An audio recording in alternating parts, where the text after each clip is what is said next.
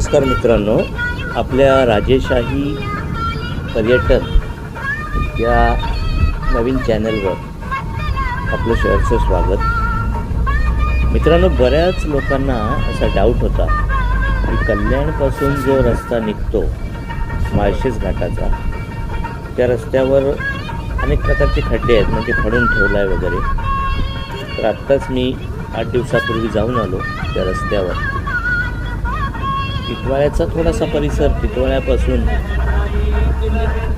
म्हणजे थोडासा मुरबाडच्या अलीकडे थोडासा पट्टा आहे, तेवढा फक्त करायचा राहिला आहे। बाकी पूर्णपणे घाटातला, माळशेज घाटातला पूर्णपणे रस्ता अतिशय उत्तम केलेला आहे आणि अजूनही रस्त्याचं वाढीव काम चालू आहे।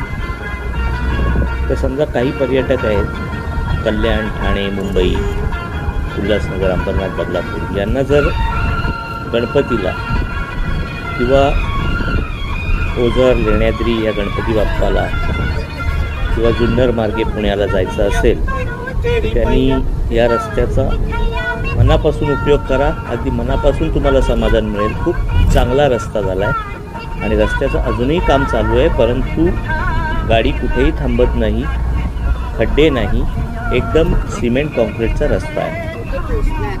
हे घ्या